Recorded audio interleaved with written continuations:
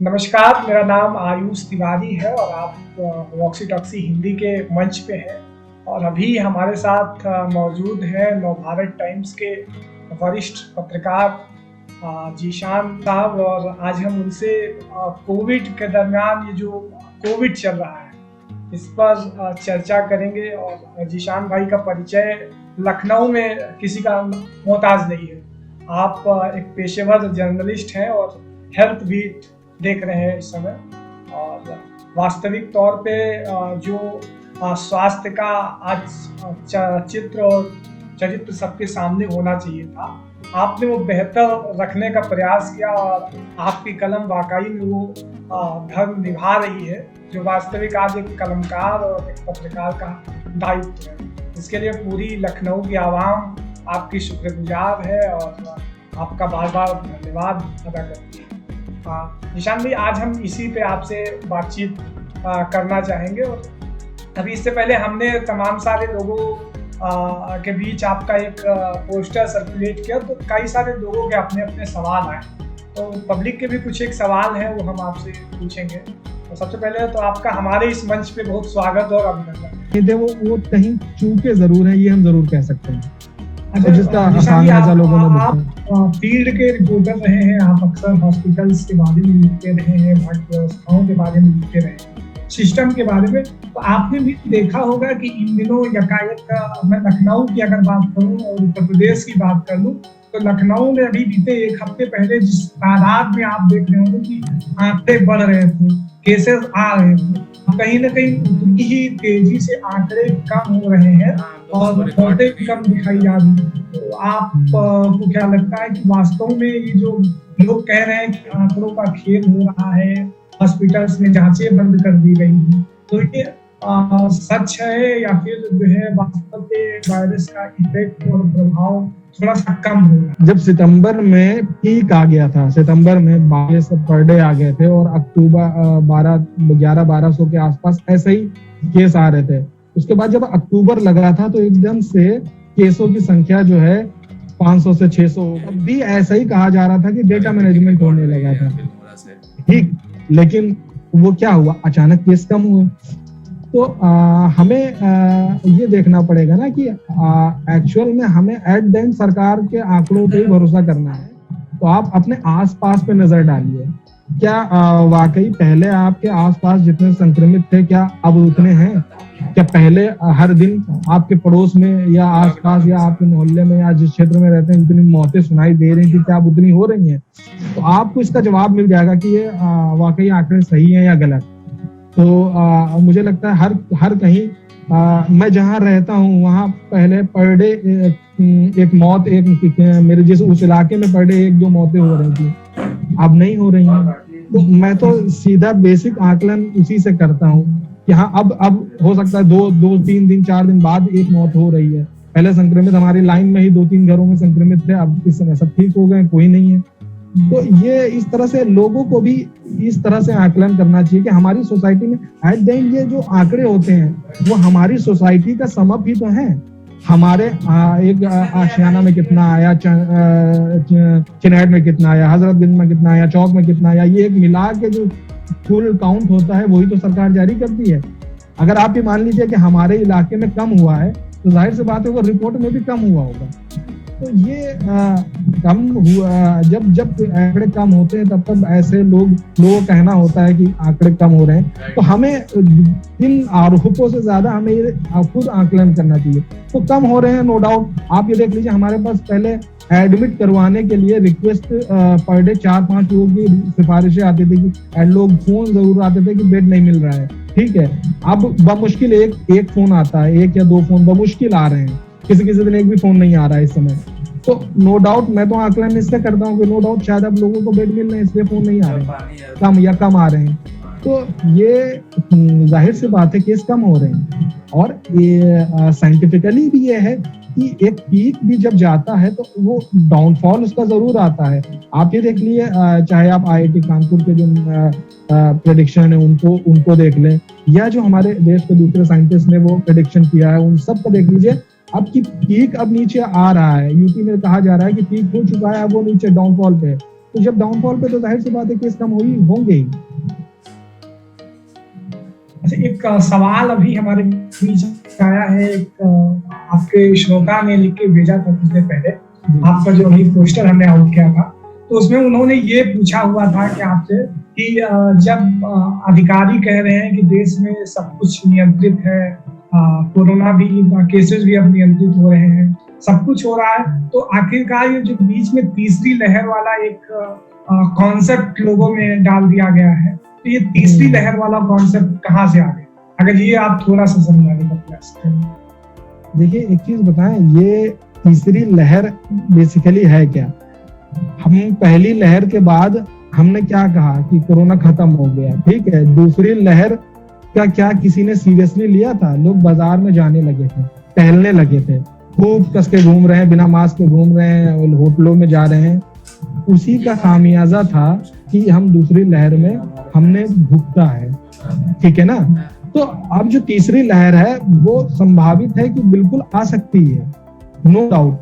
और तीसरी लहर ये भी कहते हैं कि जो कोरोना वायरस से जो संक्रमित हो चुके हैं उनके साइड इफेक्ट हैं, वो उनमें भी जो उनके पोस्ट कोविड डिजीजेज हैं, ये भी एक बड़ा इफेक्ट होगा तीसरी लहर का। तो तीसरी लहर का जो कॉन्सेप्ट है, मुझे लगता है जो आम जनता को लेना चाहिए कि हमें सावधानी बरतनी है और हमें अभी लापरवाही नहीं करनी है। केस कम हो रहे हैं इसका मतलब ये नहीं कि हम मास्क उतार के आराम से टहले बाजार में। केस कम हो रहे हैं तो हम अपने रिश्तेदारों के यहाँ मिलने चले जाएं, तो ये मतलब नहीं है, ये कभी भी वापस आ सकता है ये। तो इसलिए हमें अभी भी पूरी तरह सावधानी सब बरतनी है, और जब तक ये केस बिल्कुल नीचे ना आ जाए तो तब तक के कम से कम हमें कोरोना प्रोटोकॉल का पूरा पालन करना है और लॉकडाउन का पूरा पालन करना है। आपके अनुसार हम कहें तो हमें भी लॉन्ग टर्म तक सचेत रहना पड़ेगा और ये नहीं मानना, आश्वस्त नहीं होना पड़ेगा कि ये चला जाएगा हम लोग के लिए। बिल्कुल सही बात है। जब तक कम से कम हमारी 60-70% पॉपुलेशन वैक्सीनेट ना हो जाए, तब तक के तो कतई नहीं हम ये कह सकते हैं कि जो है हम बिल्कुल सुरक्षित है, क्योंकि अल्टीमेटली वैक्सीन ही हमारा एकमात्र अभी तक जो बचने का एक फुल प्रूफ साधन कहा जाए तो वैक्सीन ही है। तो अभी तो पहले हमें ज्यादा वैक्सीन लगानी है, सोशल डिस्टेंसिंग, बस पहली दो जनता को जो करना है वो काम यही करना है। निशा जी, आपने वैक्सीनेशन पे अभी बातचीत की, चूंकि वैक्सीनेशन अब तो खैर इस बात के लिए थोड़ा सा आश्वस्त जरूर समाज इस बात के लिए है कि हाँ वैक्सीन हम लोग के बीच आ चुकी है, लेकिन वैक्सीन का उस बृहद स्तर पे भारत की आज भी आधी से ज्यादा कह ले या 60-70% आबादी वो ग्रामीण क्षेत्रों में है। लेकिन सरकार के पास अभी इसका कोई वैसा प्रोफार्मा नहीं है कि हम कैसे ज्यादा से ज्यादा बृहद स्तर पर ग्रामीण क्षेत्रों में जो है वो वैक्सीनेशन की प्रक्रिया को शुरू कर सके। और दूसरी बात है, इन्होंने ऑनलाइन वे में रजिस्ट्रेशन वगैरह का जो वो रखा है, तो शहरी क्षेत्रों की आबादी तो ये आसानी से कर सकती है।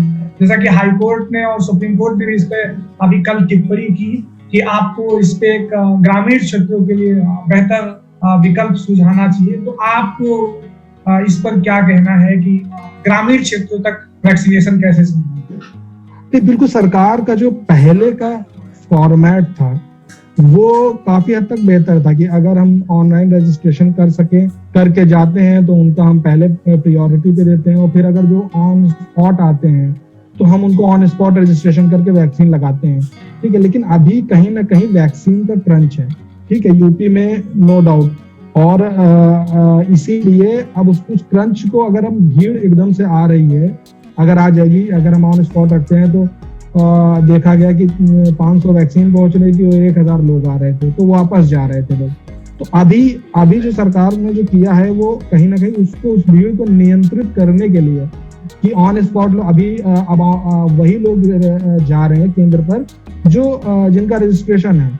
जाहिर सी बात है, जिसका रजिस्ट्रेशन हो गया तो केंद्र को भी पता है उतने ही लोग आएंगे, तो सोशल डिस्टेंसिंग मेंटेन करने में भी उनको आसानी होगी, और वैक्सीन के क्रंच से कहीं ना कहीं अभी जूझने के लिए भी ये फॉर्मेट कारगर है। लेकिन लॉन्ग टर्म के लिए, कोरोना से लड़ने के लिए पूरी तरह फेल है, क्योंकि जब तक आप ऑन स्पॉट रजिस्ट्रेशन और बिना रजिस्ट्रेशन के ऑन स्पॉट आने वाले को, क्योंकि हर व्यक्ति इस समय ऑनलाइन रजिस्ट्रेशन नहीं कर सकता, ये तो ट्रूथ है हमारी, और हमारी बहुत सी आबादी अभी भी जो है इससे दूर है।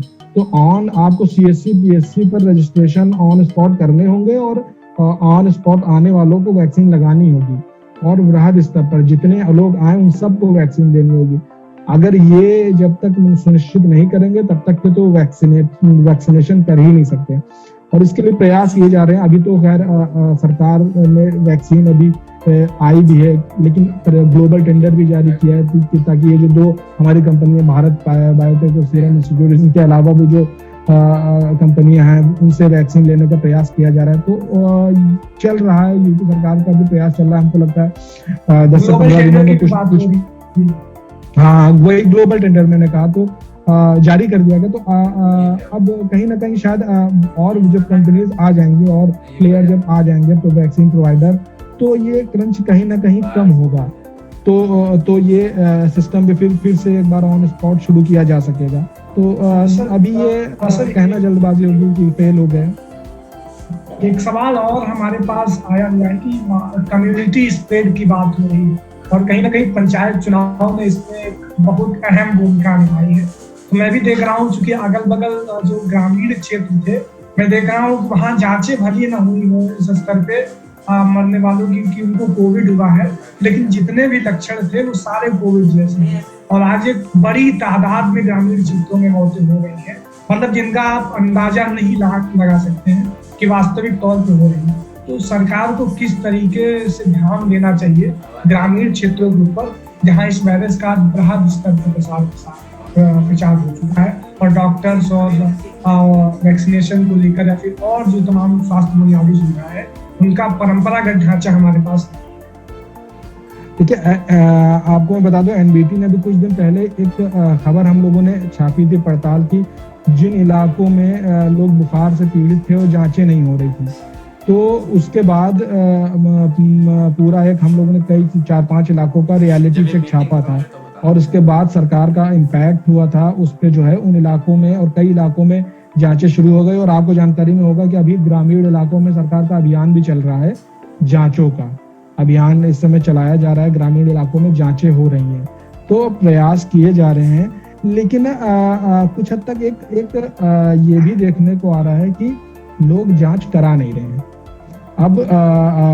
अब भी ग्रामीण क्षेत्रों में, अब BKT क्षेत्र में एक हमारी मित्र थी, वो एक जयपुर में प्रोफेसर है विश्वविद्यालय में, तो वो उनका घर एक BKT के गांव में, तो वो मुझसे चर्चा कर रही थी कि अभी 10 दिन पहले की बात है कि उनके गांव में उस दिन 3 शादियां थी। अब आप ये बताइए कि हम ग्रामीण क्षेत्रों में आज भी 3 शादियां और 500-500 800 एक शादी में आदमी को बुला रहे हैं। ठीक है, हमारे पास इतनी पुलिस भी नहीं है कि हम एक घर के आगे खड़ी कर देंगे, इतनी पुलिस नहीं है, ये हमको भी समझना होगा। तो ये चीज तो हमको भी समझनी है कि ये समय समारोह का नहीं है। अब अगर ऐसे समारोह ग्रामीण क्षेत्रों में किए जाएंगे, पंचायत चुनाव में क्या ये भीड़ किसने, अगर सरकार ने, हम कह रहे पंचायत चुनाव को हरी झंडी दे दी थी, क्या भीड़, ये जो भीड़ थी, क्या ये भीड़ सरकार घर से उठा के लेके आई थी? वहां पे कहीं ना कहीं लोगों की भी नासमझी भी थी। ठीक है, तो वो सरकार को जो सरकार ने जो किया वो एक अलग इशू है, पॉलिसी मैटर है, उनको ध्यान देना चाहिए। चुनाव आगे बढ़ा सकते थे, बाद में करा सकते थे, लेकिन लोगों को भी अब ये समझना होगा कि हमारी जान के जिम्मेदार हम खुद हैं। हम अगर बीमार हुए तो भुगतना हमें पड़ेगा। सरकार सिर्फ इलाज मुहैया करा सकती है, अगर समय से नहीं मिला तो आपको जो उसके दुष्परिणाम होंगे वो आपको भुगतने पड़ेंगे। ये जब तक लोग नहीं समझेंगे, शहर से लेकर गांव तक, तब तक कि हम कोरोना से नहीं लड़ सकते। तो ये हर एक व्यक्ति को समझना है कि अभी हमें समारोह में जाने से बचना है, समारोह आयोजित नहीं करने हैं, और अपने आसपास भी सोशल डिस्टेंसिंग रखनी है। तो ये गांव में जो आपने बताया ना, ये बड़े पैमाने पे केस आ रहे हैं, तो उसका कारण ये है। आप गांव में जाइए, अभी भी चौपाल लगती है, बैठते हैं सब एक साथ बैठ के बातचीत करते हैं, दुकानों पे भीड़ वैसी ही लगती है शाम में।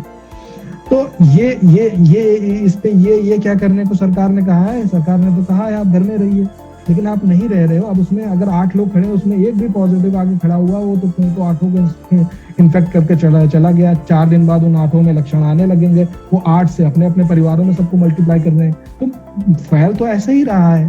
तो ये जो मल्टीप्लिकेशन है, जब तक आप इसको नहीं रोकेंगे तब तक कि ये रुकने वाला नहीं है ये संक्रमण।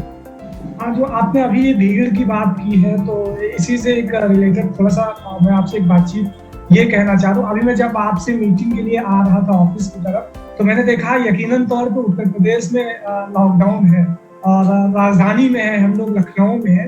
तो मैंने देखा कि सड़कों पर लॉकडाउन की तरह लग ही नहीं रहा कि अभी लॉकडाउन है। फर्राटे से गाड़ियां आ जा रही हैं और कहने को जो है किराने की दुकानें 4 घंटे खुल रही हैं, लेकिन आज भी जो गली कस्बे हैं या फिर और थोड़ा सा और भीड़ भाड़ वाले एरिया हैं, तो मतलब अच्छा खासा लोगों का आवागमन हो रहा है और सड़कों पर भीड़ है। तो आपको लगता है कि इस तरीके का लॉकडाउन कारगर हो सकता है या फिर इसको अभी और थोड़ा सा सख्त बनाने की जरूरत है? ये देखिए, हर तरह के एक चीज सिस्टम के एक प्रॉस एंड कॉन्स दोनों होते हैं। अब आपको पिछली बार वाला अगर लॉकडाउन याद होगा तो लोग घरों में एकदम कैद हो गए थे, घर पे बाहर आ रहे थे तो चालान हो रहा था। अब उसके बाद क्या हो रहा था कि लोगों को घर घर राशन पहुंचाना पड़ रहा था। ठीक है, सरकार को लोग राशन नहीं मिल रहा था, राशन की काला बाजारी शुरू हो गई थी। एक जो राशन था 4 गुने दाम पे बिक रहा था। आपको याद होगा आटा 100 रुपए किलो बिक गया था। ठीक है, तो ये चीजें अब क्या इस लॉकडाउन में आपको ये सुनने को मिला है कि आटा 100 रुपए किलो बिका है? अभी भी आटा वही 30-20 रुपए किलो ही जो रेट चल रहा है बाजार का, वही बिक रहा है। हो सकता है 2-4-5 किलो का उछाल आया हो। तो अगर आप जनता तक इजिली चीजें मुहैया कराते रहेंगे तो सिस्टम चलता रहेगा। अब इसके ये अगर प्रॉस हैं तो कॉन्स भी यही है कि लोग आसानी से आ रहे तो थोड़ा बहुत संक्रमण फैल रहा है। तो सरकार की नीति ये है कि काफी हद तक जो है मुझे ठीक भी लगती है कि अगर पूरी तरह से इसको बिल्कुल रिस्ट्रिक्ट कर देंगे तो कहीं ना कहीं फिर खाने की दिक्कतें और बीमारों को अस्पताल पहुंचाने की दिक्कतें, ये सब दिक्कतें शुरू हो जाएंगी जो ज्यादा घातक होंगी। तो धीरे धीरे थोड़ी ढील, थोड़ा सख्ती, इस तरह से जो चल रहा है वो मैनेजमेंट अपने आंकड़े अगर नीचे आ रहे हैं तो सार्थक साबित हो रहा है। लेकिन अब ये हमने कहा ना कि अब सरकारों से ज्यादा लोगों को जिम्मेदारी अपनी समझनी होगी, क्योंकि पहले था कि सरकार को बताना था वायरस क्या था, ये कैसे फैलता है। 1.5 साल हो चुका है, 1.25 साल हो चुका है जी, अब सबको पता है ये वायरस कैसे फैलता है। एक रिक्शे वाले को भी पता है कि ये वायरस क्या है, कैसे फैलता है, उससे बचना कैसे है।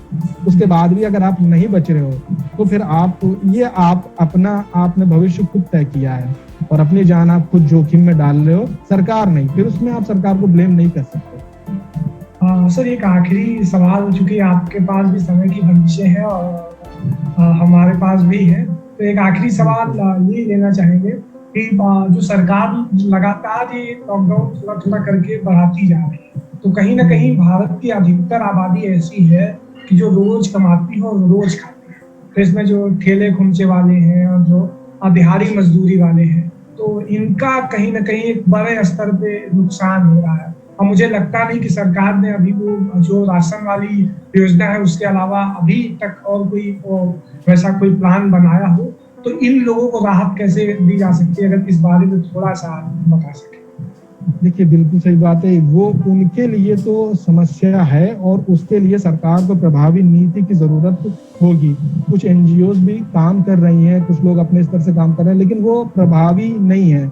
क्योंकि एक एनजीओ की पता लगा 20 घरों तक नीचे या एक इलाके तक तो उन्होंने पहुंचा दिया। लेकिन सरकार को हमारे ऐसे क्योंकि पिछली बार हम वो उस प्रैक्टिस को कर चुके हैं, तो सरकार के पास डेटा भी है और सिस्टम भी है। क्योंकि ऐसा नहीं पिछली बार सिस्टम डेटा तैयार करना था, सिस्टम ऐसे कितने लोग हैं जिनके जो दिहाड़ी मजदूर है। इस बार पिछली बार वाला डेटा है, सब सारा डेटा पहले से है। तो सरकार को इस बार मेहनत उतनी नहीं करनी होगी जितनी पिछली बार करनी पड़ी थी, और सिस्टम भी पहले से तैयार है।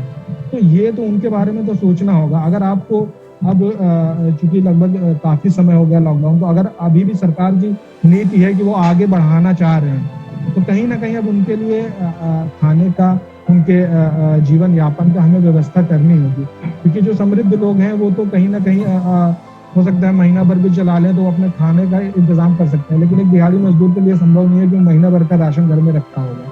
तो वो तो रोज खरीदने वाले हैं, हो सकता है 2-4 दिन का खरीदें, 2-4 दिन का खाएं। तो जब कमाई ही नहीं है तो फिर हो सकता है उनके पास पैसा भी ना हो, तो उनके लिए तो व्यवस्था करनी पड़ेगी। अगर नहीं होगा तो अगर ये ऐसा नहीं करेंगे तो फिर कोरोना के बाद अगली दिक्कत भुखमरी होगी, जो ऐसे केसेस सामने आएंगे कि जो भूख से लोग बीमार होने लगेंगे। तो वो ये केसेस ऐसे ना हो, तो इसलिए प्रभावी नीति तो नो डाउट जरूरी है। सर, बात को खत्म करते हुए थोड़ा सा आपसे एक चीज, चूंकि आपने गांवों को बेहतर करीब से देखा है, गांवों के लोगों के ऊपर लिखा है, अस्पतालों पर लिखा है, तो अगर थोड़ा सा कंपेयर करें शहर की अपेक्षा कर गांवों में, तो गांवों में अभी लोग इसको उस तरीके से, हालांकि शहरों में जागरूकता काफी बड़े स्तर पे है और गांव में भी ये पहुंच है, लेकिन आज भी गांव में एक बड़ा वर्ग ये स्वीकार करने को तैयार नहीं है कि कोरोना जैसी कोई चीज है। तो आप थोड़ा सा अगर संदेश कुछ कहना चाहें गांव के लोगों से, क्योंकि ये बातचीत गांव के लोग जरूर सुनेंगे, इतना हम आपको आश्वस्त करते हैं। देखिए, एक चीज आप समझ लीजिए कि इतनी सारी मौतें शायद ही पिछले 50-60 सालों में जो भी बुजुर्ग हैं उन्होंने भी देखी होगी। तो अब अगर कोई इतनी सारी मौतें, इतनी बीमार देखने, अस्पताल पूरे भरने के बाद अगर कोई इससे इनकार करता है कि कोरोना जैसी कोई चीज नहीं है, तो अपने आप से झूठ बोल रहा है, और तो ये अपने आप को धोखे में रखने जैसा है। ठीक है, सरकार ने पूरी तरह से बचाव और इलाज सारा बता रखा है। गांव में अगर किसी को नहीं पता है तो अपने करीब की CSC पर चला जाए, उसको सारी डिटेल मिल जाएगी। आप हर जगह गली पोस्टर चिपके हुए हैं, और आप कहीं भी जाइए, और नहीं कुछ तो आप टीवी रेडियो सुनिए। हर इवन मोबाइल आप मिलाते हैं, मोबाइल पे आप फोन मिलाने से पहले रिंगटोन बजती है, कोरोना के प्रोटोकॉल उस पर सुनाई देते हैं। तो अब आप ये कहिए कि बचाव की चीजें हमें नहीं पता है, तो आपके पास साधन पर्याप्त हैं, लेकिन अब आपको अपनाना है उसको किसी भी कीमत पर। और ये कुछ हद तक हमारी जिम्मेदारी भी है कि हम भी लोगों तक पहुंचाएं कुछ। अगर जो हम जानते हैं, अगर आसपास लोग हैं, हम अगर गांव की बात करें तो प्रधान है, जो अब नवनियुक्त प्रधान है, तो उनके पास मौका है कि कोरोना पे लेकर अपने अपने क्षेत्र में काम करें। ठीक, क्योंकि उन्होंने जो नए लोगों ने उनको चुना है, उनके पास ये मौका होगा कि अगली बार के लिए एक जमीन तैयार कर सकेंगे। आपने अपने क्षेत्र में जाए, जागरूकता कार्यक्रम, कोरोना प्रोटोकॉल लोगों का पालन कराएं, सोशल डिस्टेंसिंग पालन कराएं। कुछ बहुत की संख्या में युवा प्रधान जीते हैं, तो उनसे भी हम यही उम्मीद करेंगे कि वो कम से कम इस गंभीरता को समझेंगे। और क्योंकि ग्रामीण लेवल पर हम ये उम्मीद नहीं कर सकते कि एक CSC पे अगर 4 डॉक्टर हैं तो एक गांव के सारे लोगों के घर घर जाके वो जो है दवाई बांटें। ठीक, तो कुछ सोशल प्रोटोकॉल हम लोग को भी निभाने होंगे। कुछ जो जिम्मेदार लोग हैं उनको जिम्मेदारियां निभानी होंगी समाज के लोगों को। तो इसके लिए जो हमारी जो बॉडीज बनाई गई हैं, प्रधान है और सभा, हमारे जो नगर निगम क्षेत्र में सभासद है, तो उनको प्रभावी भूमिका अब निभानी होगी, और उनको कम से कम अपने क्षेत्र का ख्याल रखना होगा। सिर्फ अगर वो इतना कर लेंगे तो मुझे नहीं लगता कि इतना मुश्किल है कोरोना का हराना, क्योंकि अब केसेस नीचे आने लगे हैं। थोड़ा सा और सावधानी बरतेंगे, ये केसेस आराम से नीचे आ जाएंगे, और फिर एक बार हम फिर से उम्मीद करते हैं कि पहले की तरह हम बाहर निकल सकेंगे और एक दूसरे से मिल सकेंगे। पर थोड़ा सा संयम रखना अभी जरूरी है। बहुत शुक्रिया आपको कि आपने एक सकारात्मक बातचीत की, एक ऐसे दौर में जब वास्तविक तौर पे लोग एक दूसरे से नहीं मिल सकते, तो आपने मौजूदा संसाधनों के माध्यम से हमसे जुड़कर और वो बातचीत लोगों तक पहुंचाने की कोशिश की है। हम लोगों ने एक पहल की है, और बाकी हर नागरिक को अपना सजग कर्तव्य उठाना होगा, और उस समय सजग नागरिक का दायित्व भी है। बहुत धन्यवाद आपको। धन्यवाद आप सभी। शुक्रिया।